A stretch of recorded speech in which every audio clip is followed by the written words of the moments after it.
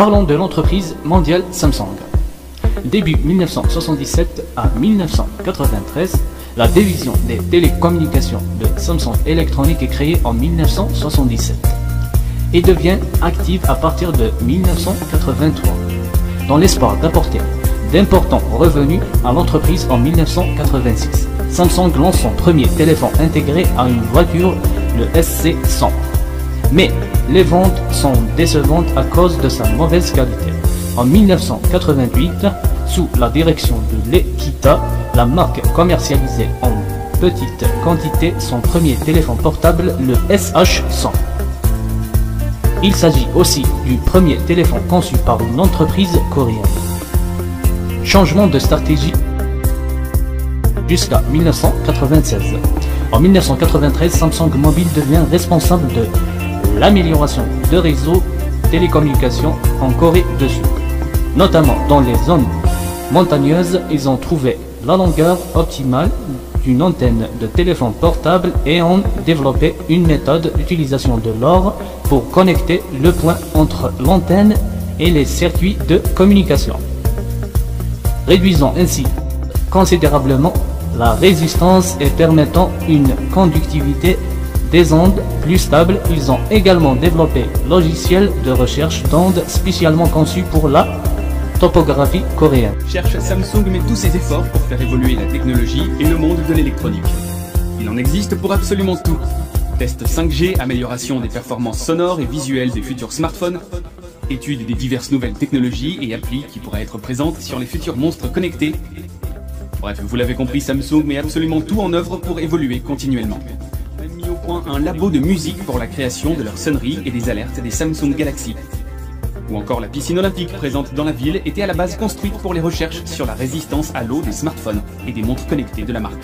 Aujourd'hui, elle est utilisée par les citoyens de la Digital City et les tests sont faits dans une des pièces du campus Samsung. Mais Samsung n'a pas fondé la Digital City uniquement pour y regrouper ses centres de recherche.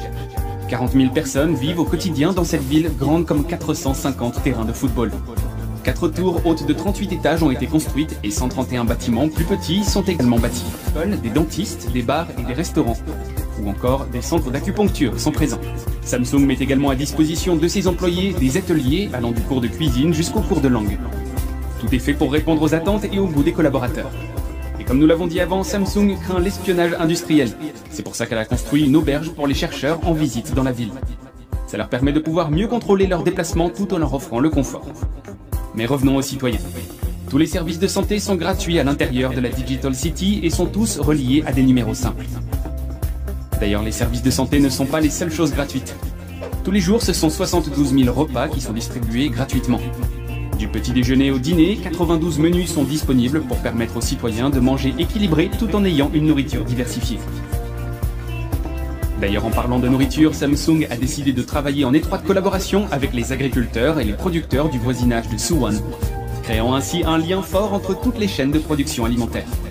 En plus de cela, Samsung participe activement à la protection de l'environnement, en favorisant le circuit court pour nourrir la population de la Digital City. Waouh! Impressionnant! Les jours de pluie, les collaborateurs de Samsung n'ont pas non plus à craindre l'eau. 9000 parapluies sont mis à leur disposition lorsque la météo fait des siennes, leur permettant de se déplacer entre les différents bâtiments sans craindre d'arriver mouillé au travail.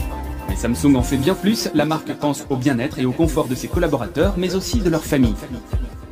C'est pour cela que 150 professeurs sont présents toute l'année pour éduquer les 900 enfants présents dans la ville.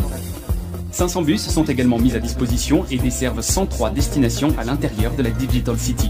Ou encore les designers de la marque peuvent se présenter au travail quand ils le souhaitent, et ainsi organiser leur journée comme ils le veulent, du moment que ces derniers se sentent efficaces et productifs. De plus en plus d'entreprises, plus ou moins importantes à travers le globe, se mettent à utiliser ce système, se rendant compte que les résultats sont bien plus intéressants et améliorent ainsi la qualité de vie de leurs collaborateurs. Aux alentours de Séoul, nommé l'hôtel Sheila, et le Samsung Well Story dans l'industrie de la mode avec Shale Industries et Shale Worldwide, la médecine et la biologie avec ses Samsung Medical Center, Samsung Biologics et le Samsung Bioipsys, et enfin dans la recherche économique avec le Samsung Economic Research Institute. La gestion de l'entreprise a décidé il y a 10 ans d'injecter 20 milliards de dollars, permettant à Samsung de devenir leader des technologies vertes et biotech. Pour ces bonnes paroles, je vous dis à très vite pour une nouvelle vidéo. Ciao!